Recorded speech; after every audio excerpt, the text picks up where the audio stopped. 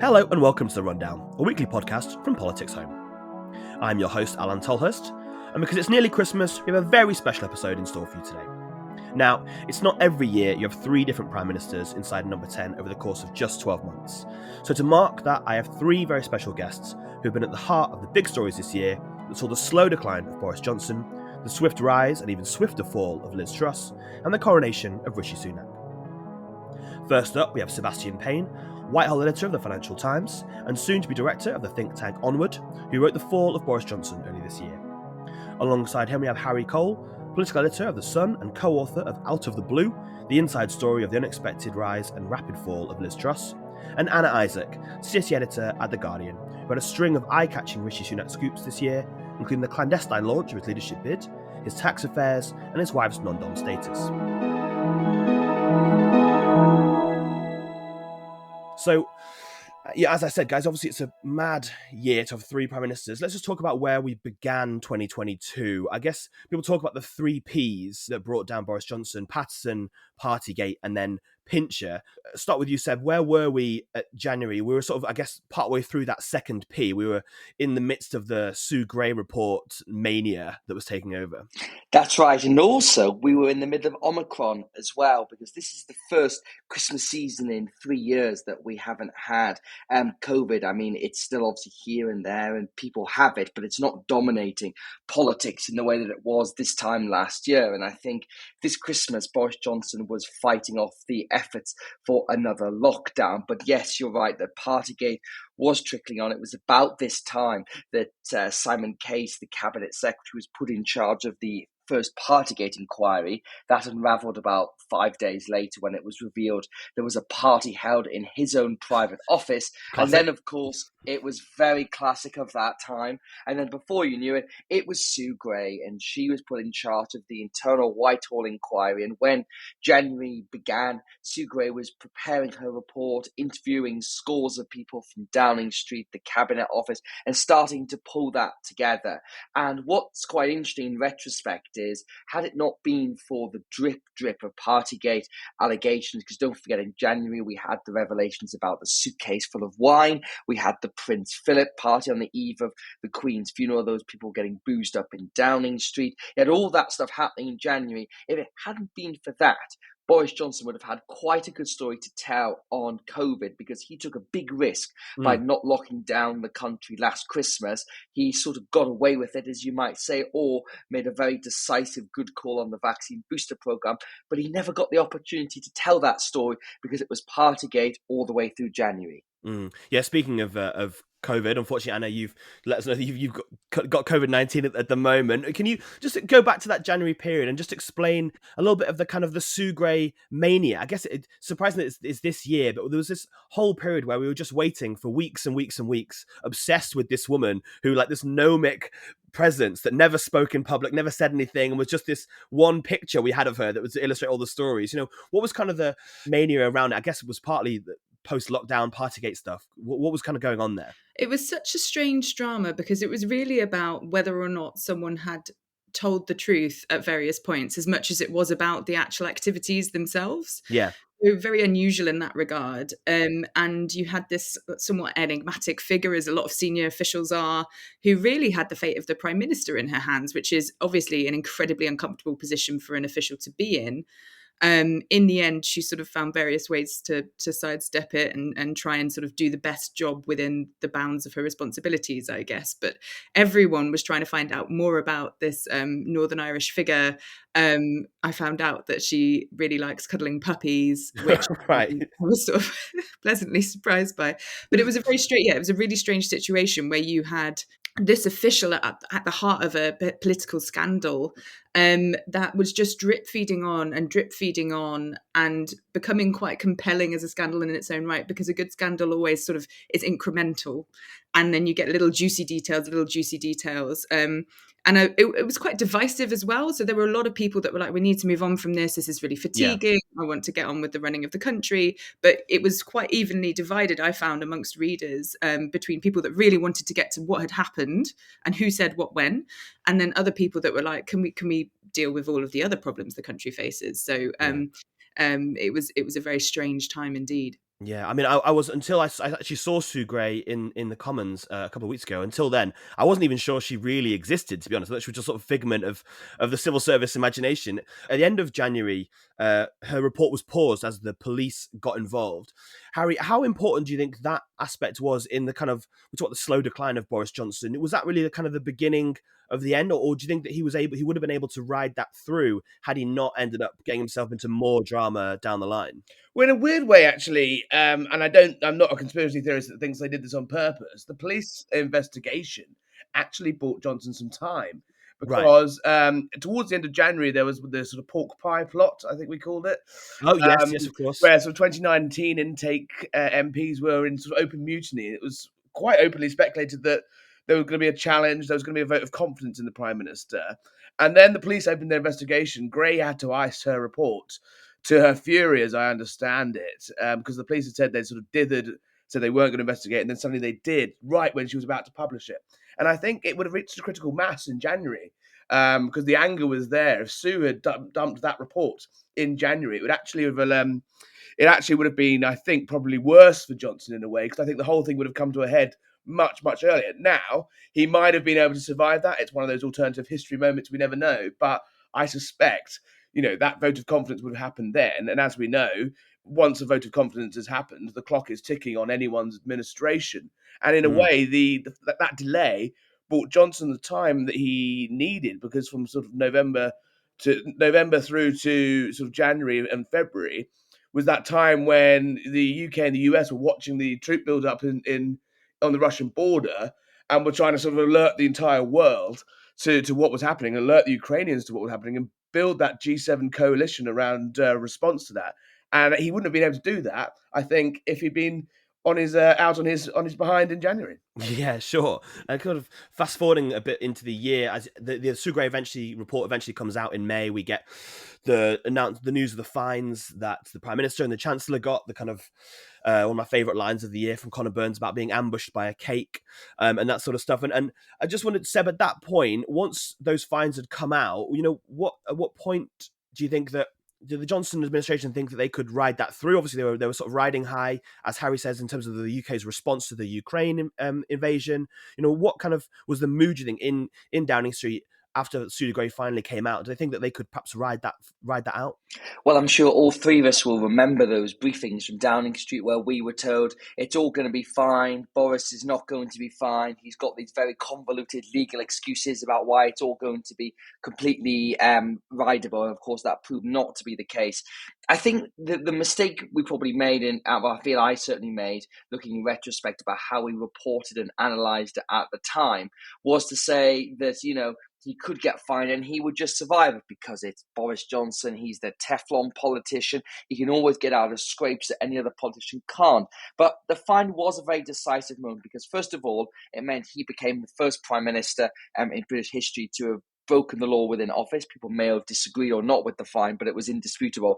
He had certainly broken the law in that instance. That also went for Rishi Sunak, the then Chancellor, who was also fined at that moment. But then what the fine led to, of course, was the full Sue Gray report. And as Harry was saying, I completely agree with what he said, that had the report come out at the end of January, we would have almost certainly got a confidence vote at some point in February. And then what happened with Ukraine the rest of this year would have looked very different. But I think as soon as you had the full Sue Gray report, those no confidence letters started to drip in. And many Tory MPs who said, I'm going to give him the benefit of the doubt, we're going to see what happens with this, they saw the full Sue Gray report. And in some ways, you could say it was underwhelming because we knew so much of it already because there'd been some most amazing reporting by the lobby to get this information out there. But then ultimately, you did see the full Sue Gray report. And at that point, Tory MP decided they were fed up and had enough. And that led, of course, to the no confidence vote, where 41% of Tory MPs voted against Boris Johnson. And from that point, I think it was really just a question of when, not if, his time was up. Yeah, it reminds me a bit of Theresa May. She obviously had a similar vote of no confidence in December 2018. She won it, but it was kind of a Pyrrhic victory. Even though you're technically safe for 12 months, we know from repeatedly that doesn't actually end up happening. And so, Anna, just going forward on from that, after that vote of no confidence, do you think if it hadn't have been for the handling of the Chris Pincher scandal, he would have been able to sort of limp on, or was it essentially just a tinderbox waiting for a spark, and any spark like that would have precipitated his downfall, do you think? Well, I think it's important to remember that the cabinet were kind of, prospective leaders were on the offensive from just before Christmas last year onwards. Yeah. The tensions were rising over the question of would we have to lock down for Omicron, and it was at that point that people felt that another lockdown would be fatal for the Johnson government, and so people had got their ducks in a row from very early on at the turn of the year. And it was in that atmosphere that the Pincher scandal emerged, and it was we had to put everything on ice before, because, as people say, the heat was taken out of the Grey report. So people had got everything ready for a leadership campaign in many instances, and then they were like, "Oh, so fizz with Liz," and that the infamous and you wrote about readyforrishi.com and that kind of stuff that was happening at the time. Yes, absolutely. So, the slogans were well oiled, as were the mechanics, the databases, the CRM, but that all had to go on ice because, as Seb says, it really, Johnson is this amazing political survivor that is constantly underestimated. But then there was this momentum that was building around the Pincher scandal, which was it was again a who knew what when scandal, and that again spoke to honesty, and that is when you sort of saw the foundations of Partygate and Pincher sitting on top of them, which sat on top itself sat on Patterson. And it was again this matter of, look, you've got an extraordinary charm and charisma, but you've got a problem with the truth potentially, and the tolerance for that had been lost, I think, and that's when the political opponents suddenly realised, or political allies as they were, suddenly realised to become an opponent. For me, Harry, I think the moment was after the Pincher, which was reported by my former colleague Noah Hoffman and your now colleague Noah, was that they were sending out ministers essentially to try and defend Johnson, and then they were having to suddenly reverse that position. I remember poor old Will Quince got sent out on the Sundays to essentially defend an indefensible position, and I think it was at that point that you saw cabinet ministers being like, I just can no longer sort of defend this. I think that was the point where I thought, well, he's just not going to make it through the next month, let alone the next sort of year. And in the end, it was that week that he went down. It was the resignations first of Rishi Sunak and Sajid Javid, and then there was that mad morning when there was about 56 resignations in one day. Just what were your thoughts that week? Were you basically like essentially dead that week? What was it like?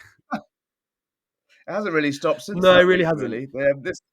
The last 2 weeks, it sort of feels like the story sort of carried on since then. Look, my understanding was poor Will Quince was actually in with Boris Johnson, being very, very cross about being sent out without the right information at the very moment that Sajid Javid tweeted his letter of resignation. So I think what happened was two things. One, lots of cabinet ministers and ministers after Sue Gray convinced themselves, rightly or wrongly, but probably out of convenience, that they could give Johnson one more chance to turn this around, one more chance to do this right. And with that Pincher stuff and the way the story just literally fell away from him like a house of cards underneath him, and he was skewered by Simon McDonald, he was skewered by various people who just came forward and said, what you are telling people is not true. I think it was just a very key moment. I think the team that he brought in after Partygate to sort of shore himself up, of which Pincher was a loyal member of that, almost rewarded with a job because he'd helped get him through that January-February period. I personally think, and reading Seb's book, I agree with my own views and his views even more now, is that team actually accelerated that downfall. And they were some pretty extraordinary briefings, wasn't it, from people like Guto Harry and others they brought in were, Friday afternoon briefing that they couldn't suspend Pincher because they didn't want another David Kelly case. And you just think, why the hell are you talking to the press like that? Like, this is just, if you're trying to create a narrative of sort of competent grown up government, you don't charge around saying incendiary things like that. In meetings, knowing full well it's going to leak. And so he was sort of hamstrung by his own sort of handling of it, in the fact that he didn't tell the truth immediately, but also his team around him, I think, were just too gung-ho. And I think, you could just see patience just snapped. And you had sort of normal, middle of the road, moderate Tory ministers just going, I'm done. No way. Not doing this anymore. Not having this. And as Anna points out, as he fell away, Others were waiting in the wings. Yeah, Seb. So as we get to that week where Johnson finally decides to go, there was that extraordinary delegation of ministers walking up Downing Street to then sort of tell him he needs to go. What was the mood, do you think, in Number 10 then? And obviously that extraordinary speech that he gave the morning after when he did stand down about when the herd moves and Cincinnatus and his plough. What was the kind of the feelings there? It still feels now that he feels like there's kind of unfinished business, and he feels very hurt about the way that things ended in that sort of swift manner. That's right, and Boris Johnson has been hitting the very well remunerated speaking circuit at the moment, and he currently gave a speech at a crypto conference in Singapore recently.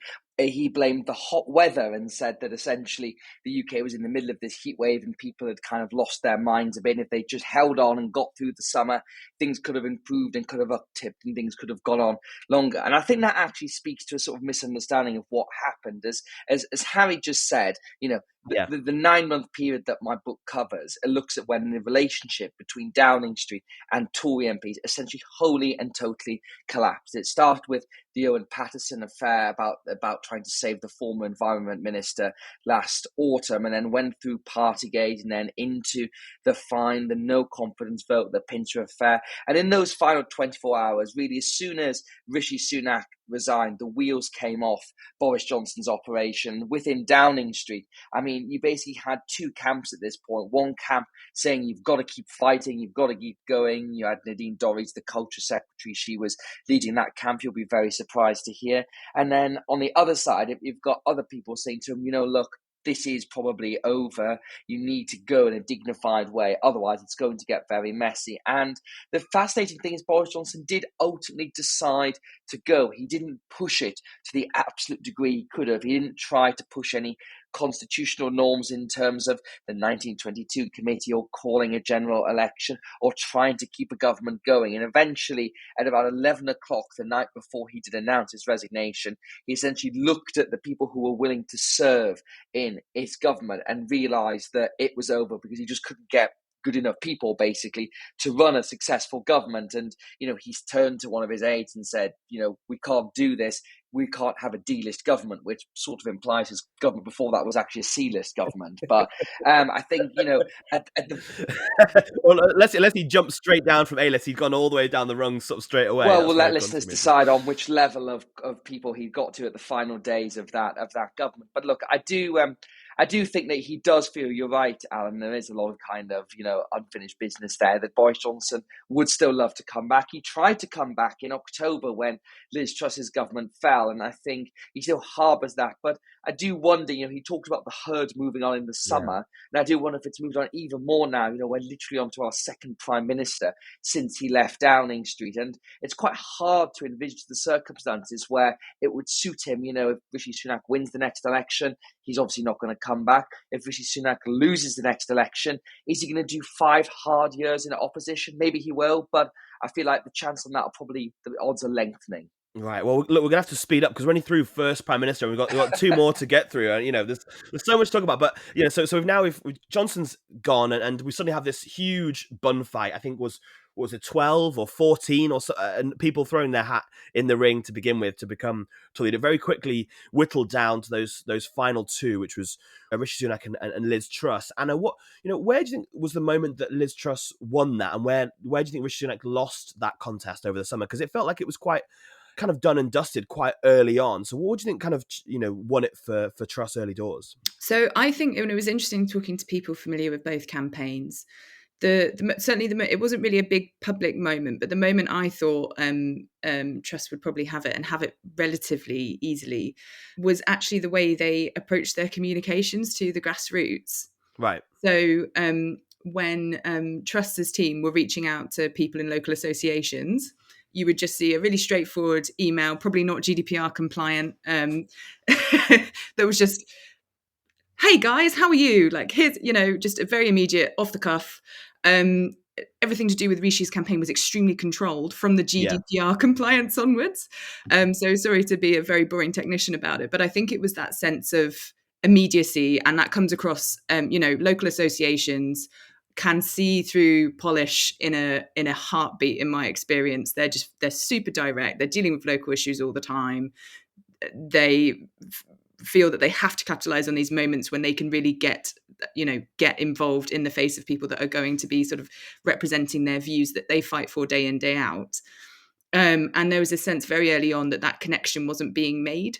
Yeah. Over the summer, like Liz got it was a phrase I heard a lot from a lot of local associations, and that was a lot of that was about taxation as well. She really tapped into this idea of having immediate tax cuts after the sort of higher tax burden, whereas Sunak was the more kind of pragmatic, like we'll have tax cuts, but once we fix some of the stuff in the economy, and that felt like that message of Truss, immediate tax cuts really resonated with those members. Yeah, and it was coming up after we'd had the huge financial support from the government for COVID-19, and a lot of grassroots Conservatives are very concerned about the public debt, and they have been for a long time. It's one of the most long-standing issues. So as well as the tax cuts, because they believe that's the best way to stimulate the economy, they're also very concerned that there was this need to switch the relationship between citizens and government, and for people to realise that the cupboard might be bare, and that we couldn't necessarily have the same relationship with public services going forward.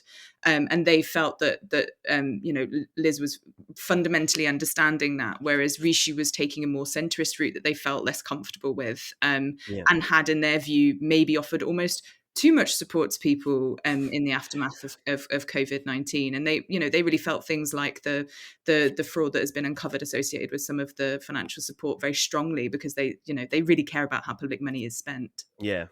Yeah, Harry, I guess obviously you were watching this. I guess at some point you and James Heal from Spectator, probably over a glass of Sauvignon Blanc, who knows, decided that it was, this story, Liz Truss's rise from relative kind of obscurity. She obviously was well known within Westminster. She'd have lots of ministerial roles, but wasn't hugely known. Suddenly this kind of meteoric rise to blow away the Sunak campaign and win. He decided, right, this is ripe for kind of a book, for the story to be told. What was kind of the starting point for that, really? And again, where do you think that she won that contest against Sunak? I think she actually beat Sunak in September 21, when two things happened there. One, she didn't resign, she didn't walk out, but she absolutely eviscerated him at the cabinet over raising national insurance. And that was just on the eve of her becoming the foreign secretary. She met her marker down. She obviously, in her customary style, her views managed to find its way to the front page of the Sunday Telegraph. How on earth did that happen? How on earth does that happen? She made her point. She put her marker down. She said we shouldn't be doing this, and in a weird way, set the dividing lines already for the campaign right there. And then I think Johnson would have liked to have fired Sunak in that September reshuffle, but just couldn't, but would have liked to. Instead of firing him, he clipped his wings, and Sunak was already being discussed as a sort of golden boy, Mr. Furlow, the next leader in waiting. And in promoting Truss, Johnson sent a very clear message to Sunak. He said, if you come for the king, you ain't going to get a clean shot at it. There's going to be a contest. And he proved ultimately to be spot on. That's exactly what happened. So the sort of seeds of her rise were there already. In the campaign, she was the only candidate that appeared to be talking to the electorate that was going to choose the leader. Rishi Sunak had a very good general election campaign. Or a very good, cruel of people who said a very good campaign to be, the next Tony Blair. But, Liz was talking to the members, telling them what they wanted to hear, and dressing up like Margaret Thatcher. And it seemed like Sunak felt queasy about the idea of like saying one thing to the members and then going on to say a different thing to the public. Whereas Liz Truss she said all things to all people. In her effort to unite the right, she was the Brexiteer darling. She was the anti-immigration free marketeer.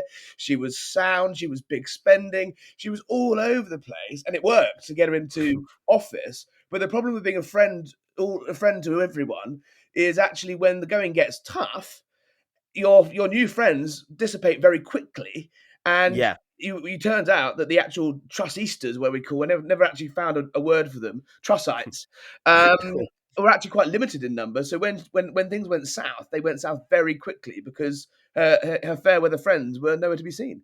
Yeah, and Seb, things did go very badly, very, very quickly. Obviously, unfortunately for her, the death of the Queen really marred those first couple of weeks she had in office, and that immediate process she wanted to put in place to bring the energy support package through and an emergency budget was all kind of stymied. So when we came out of that mourning period, her and Kwasi Kwarteng went at it a million miles an hour and led to the now infamous mini budget. Just explain to us, I guess, why that landed so poorly, and that was really the seeds of her downfall in the first few weeks.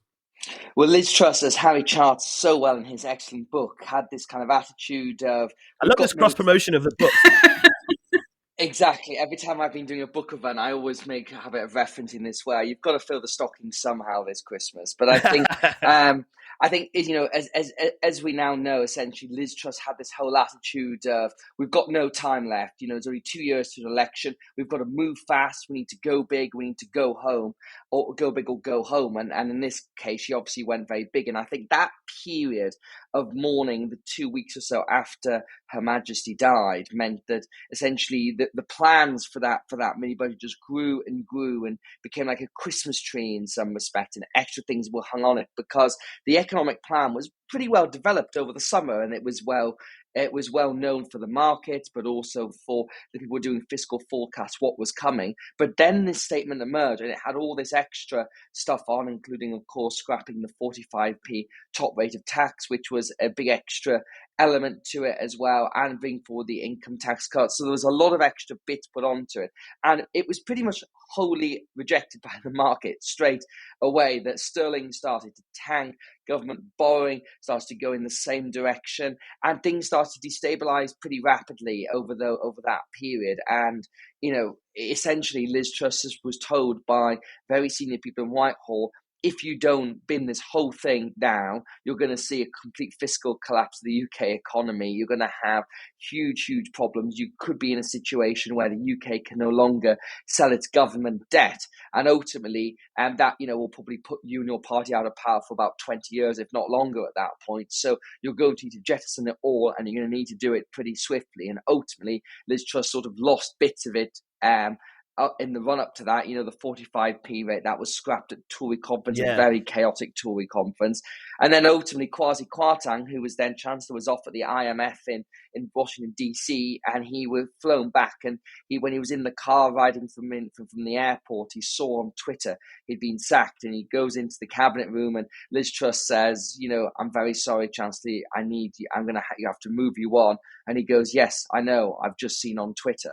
And at that point, it all sort of falls apart. And then obviously she comes to a big crash end, and Trussonomics, as it was then known. I mean, we are probably going to enter the stage pretty soon where the argument will be it wasn't Trussonomics, it was just the real Trussonomics hasn't actually been tried yet. But I think that agenda that Harry was saying that she really sort of put down the marker for going back to September, that's been quite discredited in terms of how it landed, both within the market and within the Conservative Party. But I do think that there are many Tory MPs who do actually think, maybe she had a point about growth, maybe she does have a point about taxes. And so even though her arguments have not got very far, there's many Tory MPs who still want to keep fighting for them.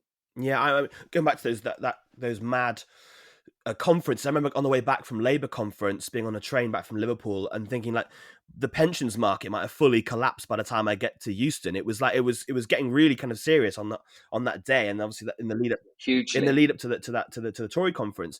And obviously the fact was there was no OBR forecast. I mean, how crucial in the end is that going to be in the kind of the story of Liz Truss as Prime Minister? And so we spent months talking about what the markets were going to think about everything. The market suddenly became this sort of god that we all had to bow down in front of. What kind of impact do you think that's going to have on long term on the way we view kind of economic policy, I suppose? So I think it's going to be huge, right? Because there are people now that will be for the next 5 years, because they thought the only way was up, stuck on a 6% mortgage. And that's painful. It's the sort of thing you never forget. I'm sure if you speak to people of an older generation, they will tell you about how expensive their mortgages were in the 80s and 90s, early 90s. So it's a very sticky wound, I think, that will be worn in terms of economic orthodoxy, so to speak, for the months and years ahead. That said, if Truss and Kwarteng had been less ambitious and they had just focused on things like, for instance, we forget just the scale of the numbers involved. If they had done something for energy and they had a national insurance reversal, that might have been manageable. And that's still absolutely mind-bogglingly massive. So we are in the world of bigger numbers now. And I think that will be the big legacy of Trussonomics, is that the numbers involved now, especially post-Ukraine and following that huge tantrum in the government bond markets, is that the numbers are big now, and the numbers are going to be big now for years and years. And it's forced a whole confrontation with the how do we afford an aging population and what do public services look like in that scenario. And so I think it was weirdly a conversation that Liz Truss herself was very up for, although in a very radical sense. But I think her radicalism is going to frame the conversations we have now, because by making government debt less affordable and making everyone really aware of that, right? People didn't have this awareness of how vulnerable the UK was in terms of its borrowing costs. Now everyone is much more aware of how vulnerable that is, because the wheels nearly came off. In a way that it's really going to dominate, I think, the conversations we're going to have for the next 6 months, year, 2 years, right through to the next general election. So I actually think those few days are going to be the decisive days for this electoral cycle. It's quite some legacy for a PM that was only in office for 49 days, whatever. Harry, the Tory conference, will there ever be a Tory party conference quite like the one that we had this year? I remember bumping into you on that Sunday night when you were trying to get the 45p abolition story into the paper. It was fraught, to say the least. Was there any chance that she could have written things out? Obviously, she didn't give a very good speech, and I suppose at that point it was already starting to sort of fall apart. What did you kind of make of that conference overall? What was when you got on not the train, there was no trains on the way back, but when you finally made your way back from Birmingham, what was your kind of overall takeaway? I have to admit, when I finally got back from Birmingham, I was up for another sort of 96 hours straight trying to finish the book, which was meant to end with that conference speech. And that's when we took the executive decision, actually, to go, hang on, this ain't over. Let's I think once you U-turn once, the blood is in the water, the sharks circle. Yeah. You saw live on television one of the most amazing television moments for political nerds like us I can ever remember, that Michael Gove morning where he just machine gunned her live on TV. Yeah. She'd made a big overture to him the week before. She'd offered him the ambassadorship to who knows where, trying to get him out of the country, out of the way. I think she realized at that conference that she probably should have dipped a few more hands in the blood, brought some of the Sunakites in, got them out there defending, give them big jobs and get them out there defending her policy decisions. And instead, that was the moment I think you could see on her face. She realized, I'm in trouble here. The part that Graham Brady plays in her downfall, it almost plays the sort of role of chief whip rather than the 1922 committee chairman, of turning up at key moments of her downfall to go, you need to do this, you need to do this. 45p was one of those. And then the sort of manic way that it came out, I think that, it's sort of almost political naivety in the fact that they thought they could have a discussion about it at 10 o'clock at night, decide to U-turn on it, and then all go to bed and announce it tomorrow. When you've locked 10,000 journalists, lobbyists, MPs, and activists in a hotel with lots of expensive accounts and lots of booze flying around, it just wasn't going to hold. So the sort of, again, it's a little bit like the Johnson thing. It's not necessarily the policy, the U-turn is the way it was handled that led to that sort of chaotic feeling.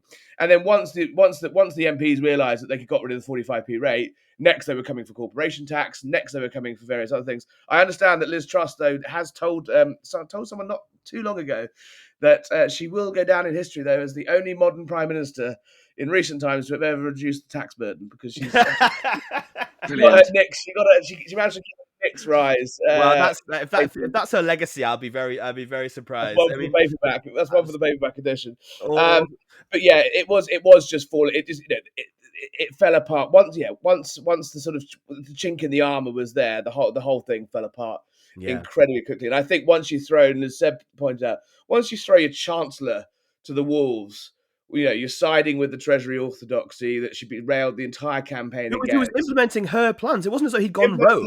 Exactly. And he said to her in that room, if you get rid of me, that you're next. Yeah. And she said, they're already coming for me. So it was a last throw of the dice. And I think once that had happened, there was no fire guard, so to speak. And lo and behold, the next one in line was her. Yeah, absolutely. And we'll come on to her replacement. I suppose that final night, I suppose, was that mad night in the Commons. I can't even bear to go back into it. The fracking vote and the whipping and all the kind of nonsense that got around to it. But obviously, that was kind of the final nail in the coffin. Seb, obviously that left another vacancy at in number 10. Just explain the kind of the process of how Sunak then took over. Obviously, we didn't have a vote amongst the members. We had this nomination process, and obviously the 1922 changed the rules to try and shorten the contest, I guess, to try and get it over and done with as quickly as possible and kind of end the madness. That's right. And I think, as Harry said, when Kwasi was gone, it was just a question of when, not if, Truss would follow him out of the door. And really, everything had fallen apart that night. And it was a vote on fracking. And again, the actual circumstances of how and why it happened were all very convoluted. But essentially, all discipline had fallen apart. There was no real sense of, was there a chief whip? Had she resigned? Had she not resigned? Was this a confidence issue in the government? There was reports of a fracas in the voting lobbies, yeah, exactly. And then the whole thing was just very, very messy. And essentially, it just felt that was it. So Liz Truss announced she was off, and Graham Brady, again, as Harry said, probably he's the sort of main character energy of the last year in a way, that whenever everything has fallen apart, the portly, gentleman-like figure of Graham Brady has just emerged from the shadows to sort of dispatch yet another prime minister. And so he set a very different set of rules for this time of doing it. So he said that there would be a very high threshold to get on the ballot paper, 100 names, and this was to have a very quick contest, and it was meant to be a week long. So essentially, you get on the ballot paper, and then at that point there'd be a very quick membership vote. It would all be done within a week, not repeating that long, tedious affair we had over the summer. And essentially, Rishi Sunak just took a very early lead on that he managed to get well over the 100 names, and eventually was pushing towards 200 names. But of course, the wild card in all this was Boris Johnson, and pretty much as soon as the rules were announced, it was reported, I think first by Steve Swinford at the Times, that Boris was going to throw his hat back in the ring, and he was in the Caribbean at that point, having a break from the affairs of Westminster, and he flies back, and many of his allies, including Sir James Doddridge, his former parliamentary private secretary, said, look, boss, they all want you back. We've got the name. You should come back. It's all going to be great. And then Boris Johnson arrives back, and he sees Rishi Sunak on the Saturday evening and concludes that actually, there's not going to be a deal done, so they are going to go head to head, and then they try and get the names, and essentially he does get 100 odd names. 102 was the names that his campaign, and it was later verified by 1922. We've never actually found out who those names were, or whether they were. No, we've never been given that number. No, and whether there were 102 unique names, because lots of MPs that weekend promised their wares here, there, and everywhere. So I think there is a question about whether there'd been some MPs who would also let their support to other candidates, Penny Mordaunt and Rishi Sunak. But ultimately, that Sunday night, Boris Johnson decides not to run, and just essentially says it would be too divisive. And at that point, it's Rishi Sunak versus Penny Mordaunt. Penny Mordaunt doesn't quite get the 102 names. And so that's it. So Tory MPs choose him. Liz Truss was off. And then here we are now, our third Prime Minister of 2022. And it's just like that whole summer madness was just really a big waste of time. Yeah, exactly. And there was that I think that'd be the moment I'd love to be a fly on the wall, I think, this year is that meeting in Millbank Tower on the Saturday night between Rishi Sunak and Boris Johnson. And we don't know essentially what was really said, but I guess the conclusion obviously is that, there was obviously some deal on the table that neither side went for. I think it was kind of a pivotal moment. What do you think was kind of the options on the table in that meeting, and why it ended up with neither of them agreeing to anything? I think it was which one of us is going to be king. I don't think it was very complicated in terms of the options. I think it was. I think there was an argument being made from Johnson's perspective that they had, at various points, in their view, both put ego aside to do the best for the country throughout crisis after crisis. And they had been crisis leaders, and they had been, when you compare them to the tensions that you saw in other double acts, the tensions were sort of end-loaded between the two of them, considering what they dealt with COVID, which was really extraordinary time. And I think Boris's narrative went along the line of, we're great in a crisis, why don't we do that again? And I think, Sunak's view was, no, been there, done that. It's time for a change, and you might have Yeah. a role, but I'm going to be king type thing. So I think it was on that level, like relatively simple. Yeah. Harry and Seb may know better, but I think it was that basic. That simple level. But I think what had surprised people was that Rishi was seen as a bit softer by some people, I think, for a long time, and they were throughout that period up to the Millbank point quite surprised by actually how he really was quite cold in the moment, and that even with Yeah. Boris in the room, And I think lots of people find it hard to say no to Boris in a room, but he was able to sort of go, no, absolutely not. This is how it is. Yeah, and I think part of that he was seen as perhaps a bit politically naive, and perhaps still is, but it was getting the agreement, I think, of Suella Braverman to come on board on the Sunday. She wrote that op-ed for the Telegraph. I think that kind of was he's willing to sort of like do the sort of dirty work the way he wasn't previously. And how do you think that was kind of crucial? I know that obviously it's given him more problems since then, but do you think that was kind of an important moment, and did that kind of signal a change in his approach to trying to take over the leadership? Yeah, all the way through the year, actually, when Anna's story dropped was it March? His reaction to that was really bad. Yeah. His campaign was, just by any default measure, because he didn't win, bad. Yeah. And then you sort of saw him become into sort of maturity, political maturity that weekend. As Anna said, no dice to Boris, no deals. We've heard this, we've played this tune before. It ain't gonna happen. Boris did the Rishi, let's get the old band back together. You and me, buddy. You can be my deputy prime minister. La la la. And he said no dice. And I think the Johnson camp were quite surprised by the forthright nature Yeah. of Sunak in that meeting, who came in there and, as far as I can tell, everyone's very tight-lipped about it, and there were only two people in the room. So you're sort of hearing it second, third hand now. But he essentially eviscerated him and said, this is no time for all of this. And I think also he probably came armed, quite heavily armed, because Jeremy Hunt was very keen for there not to be a contest. Yeah. Jeremy Hunt, had a graph produced for him by the Treasury, which he was wandering around showing people and MPs, senior MPs, saying we cannot have a contest because this is the pound that's going this way, and if there's a contest, it's going even further. Yeah. And so I think I think a lot of people around Sunak saw him sort of that Saturday. Then the Suella deal, which I think actually has helped him in a long way. It showed us a certain ruthlessness. Yeah. I think the tactical error was thinking he could bring back Gavin Williamson as a reward for all the whipping work he did under the scenes.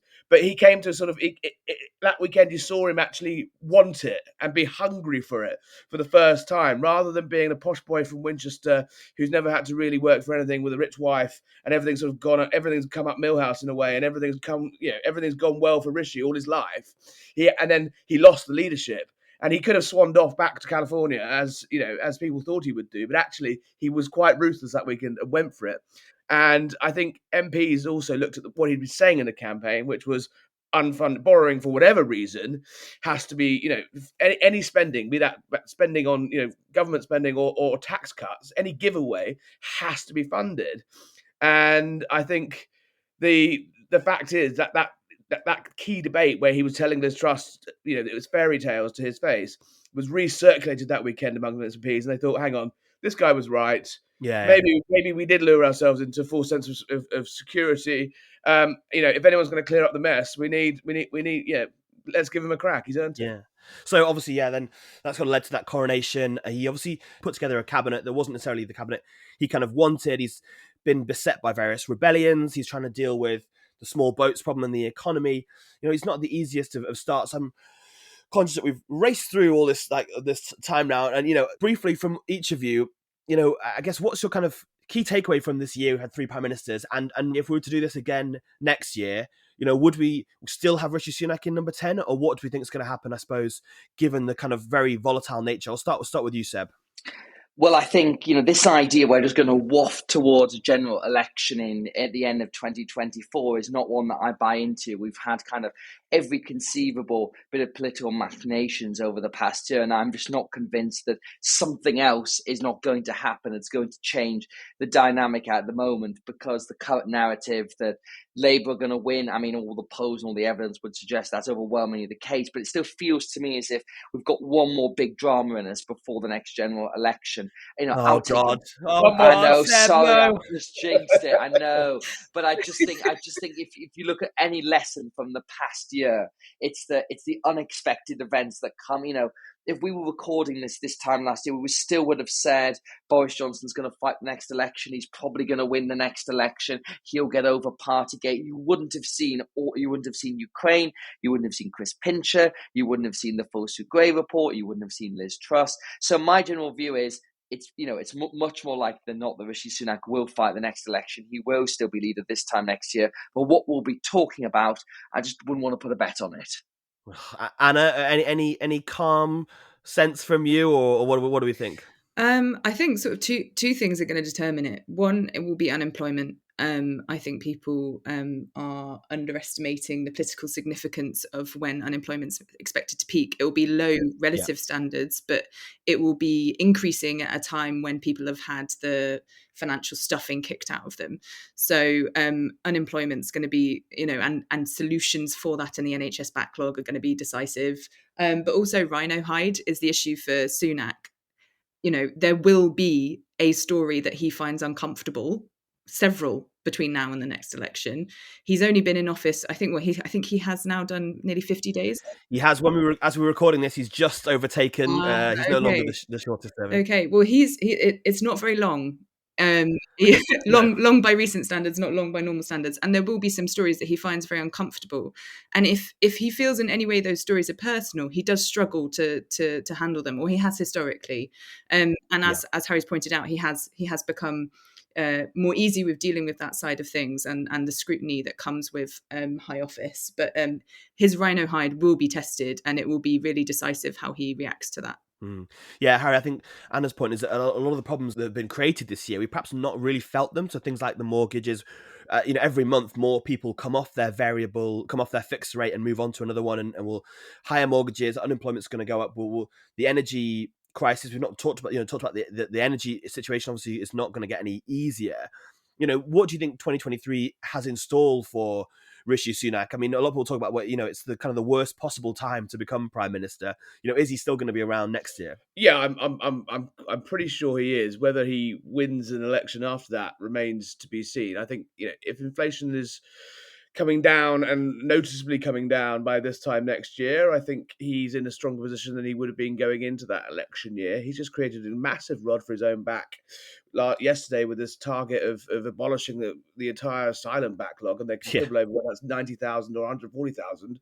But essentially, it is a big target to miss on the eve of an election. I think it's up to the Tory party, really. Yeah. Whether the problems in the government have not gone away because you've replaced the leader. The same issues that faced Boris Johnson and Liz Truss are still there. And it's whether the Tory party's given up, really. I think the genie is out of the bottle as soon as you have lunch or drink with a cabinet minister and they're openly talking about being in opposition. And you just think once that magic is gone, you're into a sort of self-perpetuating sort of death spiral. And the party is so ridden with division that essentially it is a massive coalition, and it's really sort of 4 or 5 different blocks now. Ranging from sort of almost Blairite public sector reformers to increasingly sort of anti-immigration right wingers, and then you've got the sort of free marketeers, you've got the sort of big spending sort of one nation group, and can anyone really pull it together and win? Or is it one of those times where the Tory party goes into opposition for a couple of years or maybe a couple of terms and regenerates itself, as it's done so many times over the last 180 years, that it comes back as something else, and carries on that success? I feel like we might be on the cusp of one of those things. So in a weird way, Sunak's almost swimming against the tide. Yeah. I think it'd be amazing to even try to knife another leader, and go into an election with the third or fourth prime minister. They are a bit addicted to it, though, aren't they? It does seem as though. But it's a party addicted to regicide, and when the herd move. I think it's less of a herd; it's more sort of Lord of the Flies at times. In that, well, essentially, you say, Boris Johnson was the person who put that coalition together. In exactly. 2019. Final word to you, Seb. You wrote the book about Johnson. Do you think that his spectre still lurks in the background? Do you think there's a final tilt at the top from Boris Johnson in 2023? I mean, the spectre will definitely lurk in the background that Boris Johnson enjoys politics too much. He enjoys making mischief too much to simply just go back to his farm and not come back to the front line.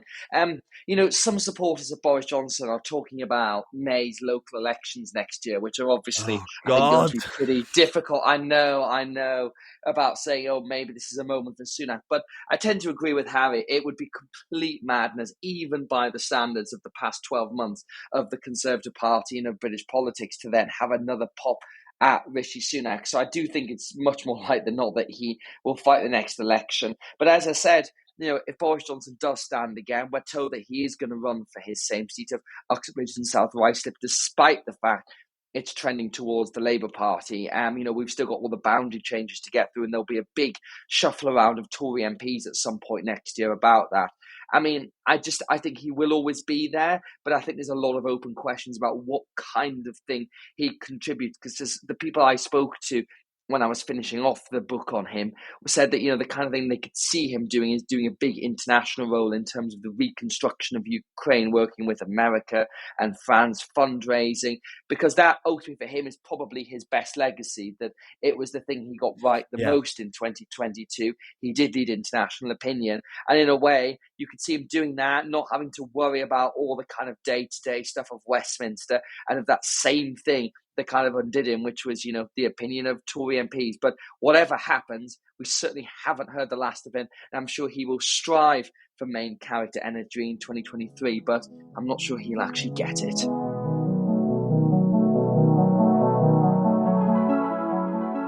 That's all we've got time for this week, but you can read all the latest on the big stories from Westminster at PoliticsHome.com and keep right up to date by subscribing to our 7-day-a-week newsletters by clicking on the link in the top right-hand corner of the website. Thanks to my guests Anna Isaac, Seb Payne and Harry Cole, and thanks to you all again for listening. Please subscribe wherever you get your podcasts and leave us a review.